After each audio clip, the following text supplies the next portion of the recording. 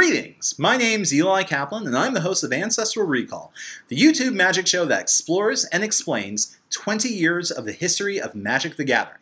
This is our final conclusion to the retrospective of the first Magic sets, Alpha, Beta, and Unlimited. Printed in 1993, these cards set the stage for millions of trading card game players and created a multi-million-dollar industry. If you're watching this channel or this ABU series for the first time, I strongly suggest that you pause this video in a second, click on my channel, and go back and watch the introductory video where I explain where Magic came from, then the profiles of the 5 colors in ABU, and the artifact and land video. If you don't have time for all that, just watch the intro video, okay? This video here is not where you should start, but where you should finish, okay? Thanks. Alright guys, I hope you've gotten caught up. Let's go!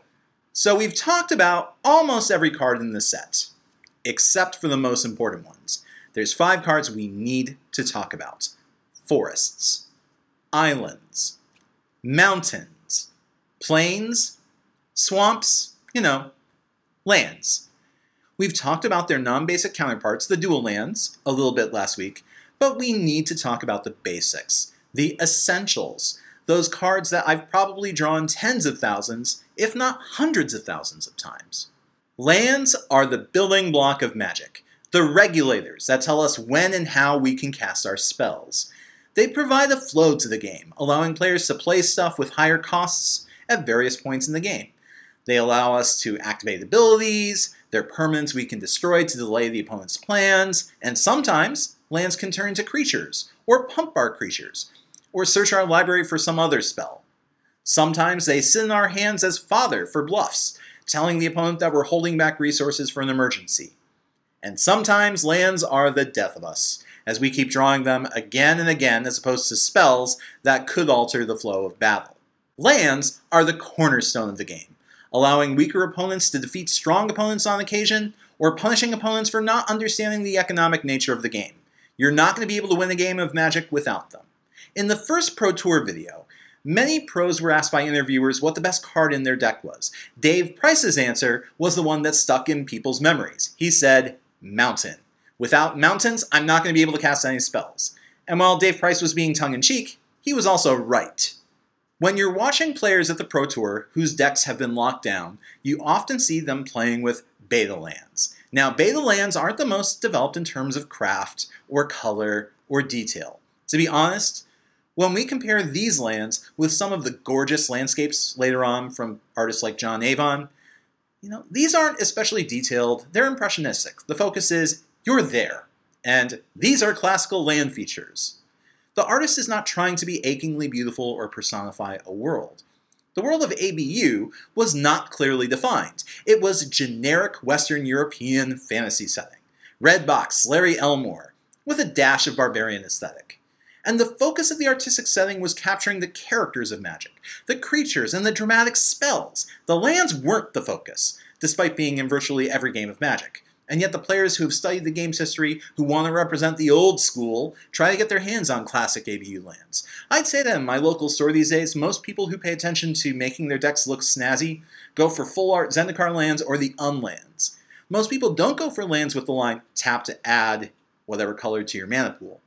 Now, my personal choices are a bit off-kilter. I like to go with my vast stash of Portal 3 Kingdom white-bordered lands, or APAC lands, which do have the classic one-liner instead of the big symbols, but I'm kind of weird. Richard Garfield understood the dynamic of lands and how they can fuel progressively larger spells, giving players different tempo approaches and allowing for spells to have varying value at different points in the game. Garfield almost certainly designed lands that did other things in the initial playtests, but he held these back for future sets. He knew that Magic was going to be big before anyone else. There was enough going on in the set that he didn't have to get too fancy with lands. It took a little bit of time for Wizards to really push the envelope with basics. But Garfield did create a cycle of 10 dual lands. The dual lands counted as both land types and had no drawbacks other than being vulnerable to spells that destroyed or altered them.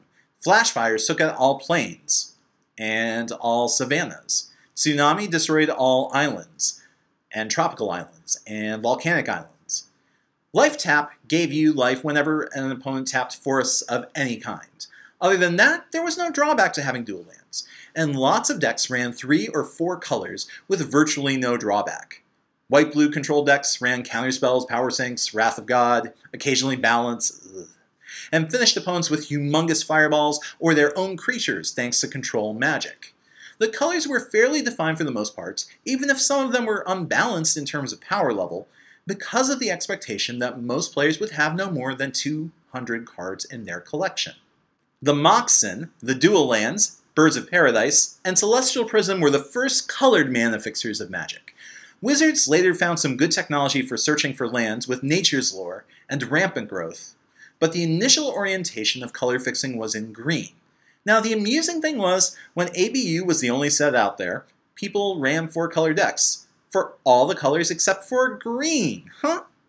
Why would you bother to get Birds of Paradise when that was the only spell worth playing in green? Just to get ahead, 1 turn ahead? I mean, you could get the same effect by playing a Mox. Green's identity was, well, bad. More about that in a second. The dual lands were a novel effect at first, and were created, like much of the sets, without really thinking about the whole dynamic of players having 20, or 50, or 200 boosters in their collection. Dual lands weren't that big a deal when players were expected to have small numbers of cards. Balance, in the terms of power, wasn't that major a concern at the time.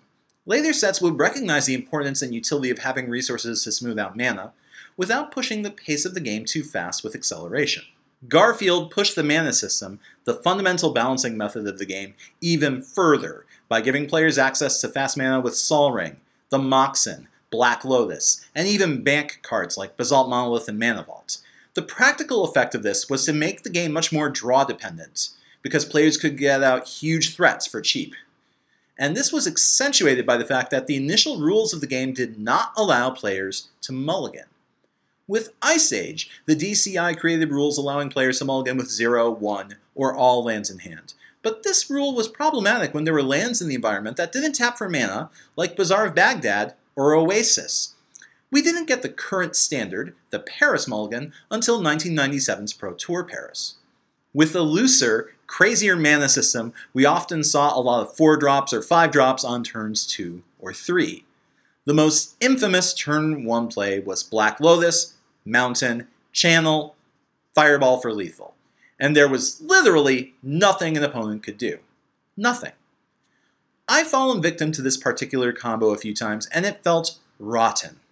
But it is the original dream of Magic. Again, the expectation was that people would have a total of about 150 or 200 cards in their lifetime. That was the original design, and if things went differently, Wizards was going to be able to deal with it. That's what they thought. The fast mana artifacts had a smothering effect for several years. A lot of early design teams, such as the Mirage or Ice Age playtesters, tried running fast mana artifacts in their testing gauntlets, and that impacted a lot of the big creature designs, to the point where they were usually inferior to the 5 or 6 drops of ABU. It took a long time for big drops to be worth it again. And when Tempest came out, its hyper-efficient 1 and 2 drops, and then the following Urza's Block combo environment utterly drove giant creatures out of Magic for many years. Yes, the innovation of Type 2, now known as Standard, with its banning of all the fast mana artifacts, gave the game more breathing room in 1994, 1995, and 1996, and games were more enjoyable because broken combos were something that happened a noticeable amount of time later in the game and less often. Eventually, the developers were able to take the Moxen and other fast mana artifacts out of their decks, allowing big creatures to have the room to breathe and being able to give them fair stats. But that's a bit of a fast forward. What was the metagame like in 1993 and 1994? Now, it's hard to confirm much of this, as I've spent quite a few hours trying to parse Usenet archives, which is where much of the initial discussion of Magic broke out, as well as digging through my own memories. Usenet is where many players found the first list of cards, while others had to wait for the magazine Shadis number 2, which printed the very first set list. Not that the magazine told you what all the cards did, either. Control decks were dominant in the earliest tournaments, though players were playing anything they could get their hands on. And the Forov rule got released to the public in late 1993 after a few apocryphal, prehistorical tournament reports leaked out with stories of consistent first-turn kills with 20 Black Lotuses, 20 Lightning Bolts, and 20 Ancestral Recalls. This formula for a first-turn win almost never failed. There were also the 20 Lotus, 10 Fireball, 20 Ancestral Recall, 10 Channel Decks. Ooh, variety! But almost no one could assemble these contraptions of cards anyway. At my local gaming store, the first tournament had 2 people who showed up with almost every card in their collection in one giant deck. 250 cards plus. And these players have fun, well, when they could play the game anyway. Most of the time they were just sitting back being mana screwed. There's something missing from ABU that almost every other set has. ABU has no story. There are some backdrops, such as the figures of Urza and Mishra, though when the game came out we really didn't know anything of them. They're just guys who made artifacts. The Brothers' War hadn't even been conceived of yet when the game went to print, though the East Coast playtesters got right on that as they fleshed out Antiquities. Let's analyze each color in relation to the others. Green was the weakest. Green didn't even have the most big creatures. All green had was the biggest common creature, Crawworm. Its ramp was suboptimal, and it only had one single path to victory, creatures. Or maybe a big hurricane after an early rush, but that was it. Green rolled over to Wrath of God, Balance, and Earthquake. Ugh. And sweepers were a major thing back in the day. Green creatures, yeah, they just weren't even that good. Red got a 5/4 for 5 mana. Blue, black, white, they got 4/4 flyers for 5 mana. And at 5 mana, green got Thicket Basilisk. Huh, fair, huh? Now, green's signature, fast mana, was convenient with big artifacts, but on the whole, it was just a joke. And for most of Magic's first decade, green was, in fact, a joke. The worst of the 5 colors. It took many years for Wizards to balance the game so that green was viable. Because really, it wasn't. It was consistently the worst color for many years. Just ask Jamie Wakefield. People mocked him for playing giant green monsters, or using dinosaur tokens. Now, if you ask me, the first set where green was actually quite strong is Odyssey, which came out in 2001. So from 93 to 2001, green was pretty much incompetent. Now, I've said as much in the green profile, but I didn't explain why green was so nerfed over these years. The reason is, green was a decent color when all the cards you had were the contents of a starter and a few boosters. It wasn't as good as red, which had more and bigger guys as well as the best tool in the game, Burn, but green had a bunch of little evasive guys like Scrib Sprites, Enchanted Dryads, and the most hard-hitting common creature. In the proto-limited environment, green was actually a contender, but when players started having collections in the hundreds or even thousands of cards, green's strongpoints got sucked up. Without the ability to sideboard, white was a very narrow color, and tournaments in 93 and 94 didn't have the sideboard rule. White lacked the high numbers of efficient early beaters that we're used to today, so it often had to play a few early weenies, and then reset the board with Wrath of God, then play another weenie and Armageddon. White was a major control color, and people really wanted those Wraths badly. Wrath was the most expensive card outside of Moxen and Black Lotus for the first couple years of the game. But white's creatures were almost as bad as green's. White was very powerful, but not versatile. The thing to understand about white in 93 is, white had some powerful color hosers like circles and wards, in addition to the game's 2 most broken hosers, which Karma and Conversion. Now, if a white player knows what your deck is and is lucky enough to have the cards to tailor their deck, then you're screwed. In the larger tournaments, white players need to take a different tack. And with 3 powerful mass removal spells, players had to learn how to manage their resources carefully so that they didn't overextend. And it took quite a few years for many players to pick up on these lessons. Red. Now, red is an odd color. Today, everyone remembers Lightning Bolt as a breakthrough in ABU's red design. But Lightning Bolt wasn't that favored in comparison with Fireball, or Disintegrate, or Earthquake. Why? Well, if you can lay down 4 mana on turn 2, why not play the big boy X spells instead of a narrow 3 damage? Now, yeah, you need Lightning Bolt to deal with Savannah Lions or, God forbid, a turn 1 Hypnotic Spectre. Red's creatures were not as good as blue's, but they were serviceable.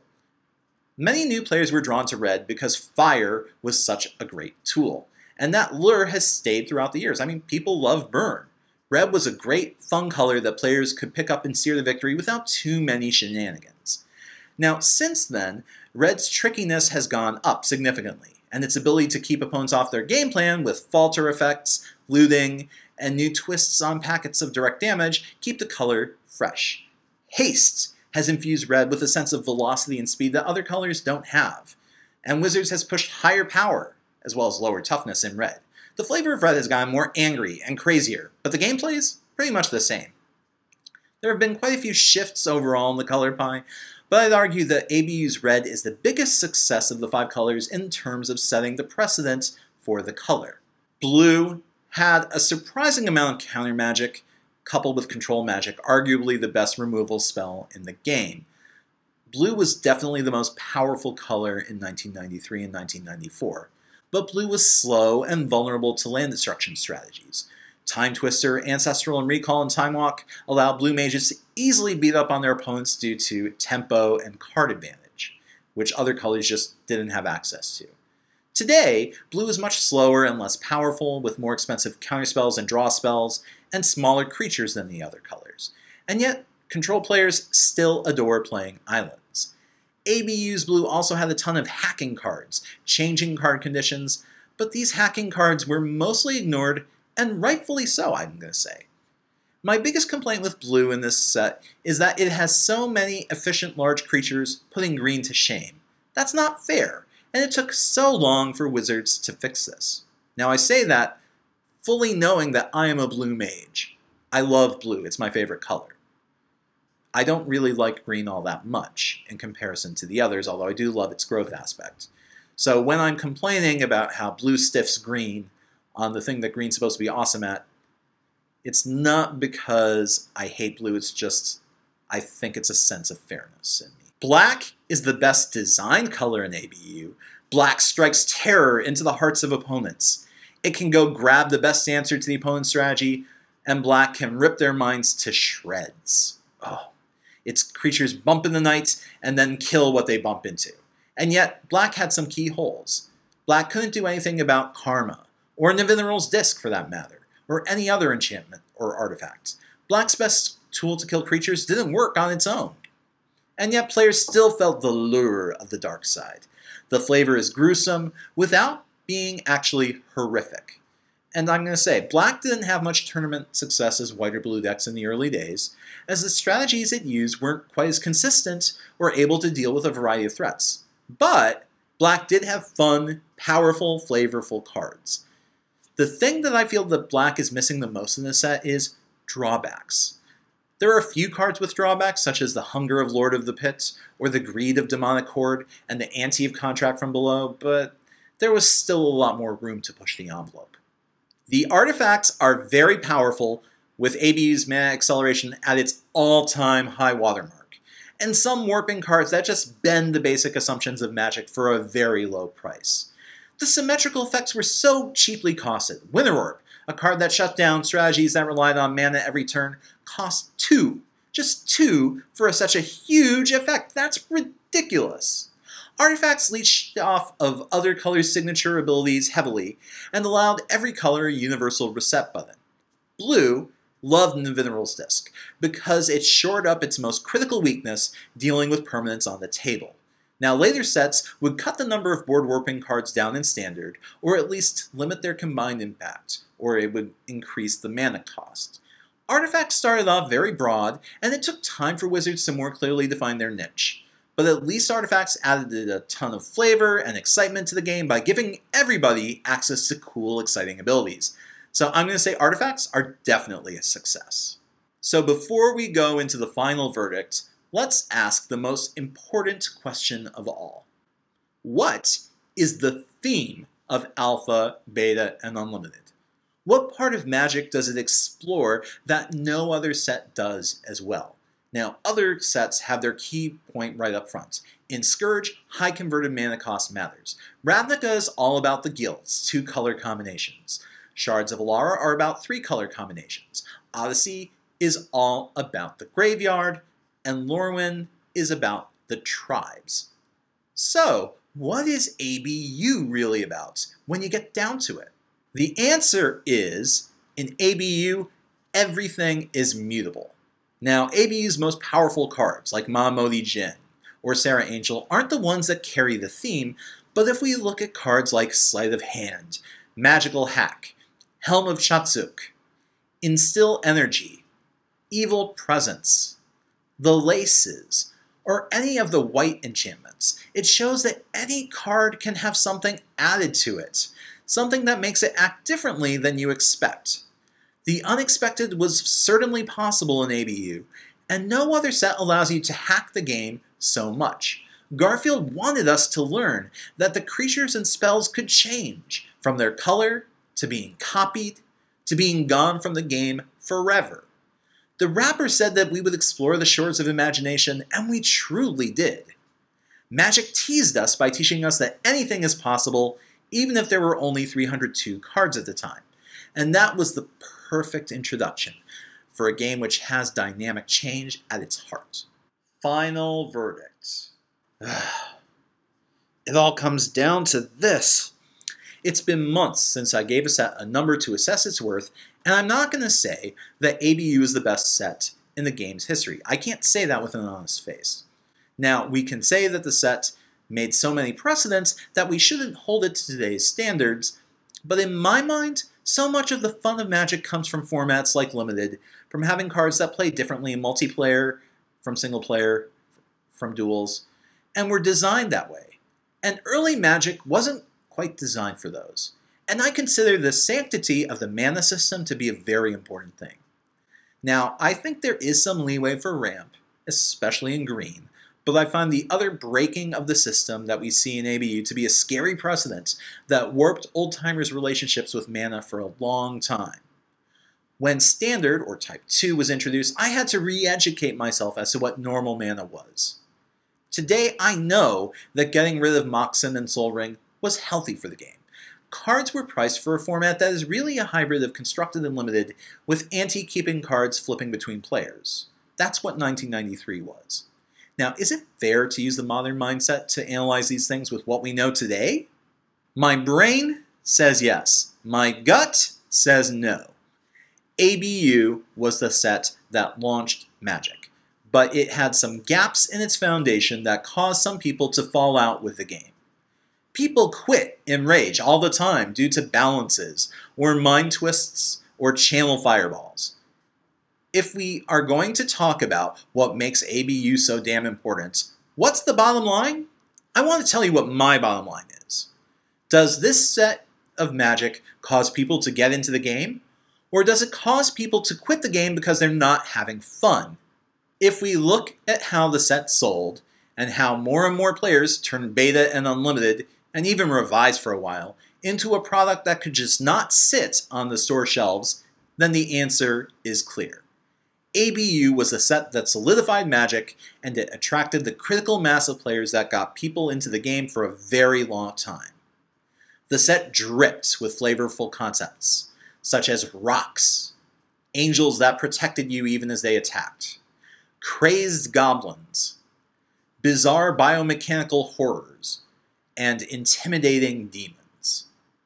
ABU taught people the game, and the core of the game was so much fun that people learned to drop money on it in a way that almost no other game had seen before. Magic's world was a world of possibilities, where creatures could turn on their controllers, or you could sense the rush as you aimed a lightning bolt at an opponent's hapless monster. Battlefields could be intense, tactical puzzles, or scenes of horror as phantoms rushed through the air with no way to stop them. It was an asymmetrical game, with many possible roads to victory, and the economy of trading cards kept players' rapt attention, because there was always something new to try, or learn, or acquire. Now, younger players may take this for granted, and that's fine. That's the nature of technology. People make assumptions based on convention. But in the world of games, Magic was a huge leap in technology, in fun, and no other set has as much innovation and excitement as the original. I'm glad that ABU was not perfect, because the set's flaws and finding ways to correct those flaws, or turn those flaws into engaging gameplay elements themselves, made Magic that much better. So I'm going to give Alpha, Beta, and Unlimited a final score of 10 out of 10 legendary. When I started Ancestral Recall, I knew that this set was not my favorite, and I wasn't planning to give it the full Monty. But as I produced these shows, as I wrote these scripts, as I edited, it enkindled a passion for the game and that set that I had forgotten about all these years. Magic's Dawn really was that darn good. It was fresh, and I don't think any other set will ever capture its sense of exploring the possible in the same way. Doing this ABU series has been a time travel trip for me, and it's the best kind of time travel. I hope I've been able to inspire you with the stories of the past and encourage you to do some magic archaeology of your own. And that brings us to the end of Ancestral Recall's first season. I'm going to take some time off to do some research for the upcoming season and train myself on new technology and new editing software to make the next season look and work even better. Now, I'm not going away. I'll be doing some things like interviews, deck profiles, editorials, and a top 10 list or two.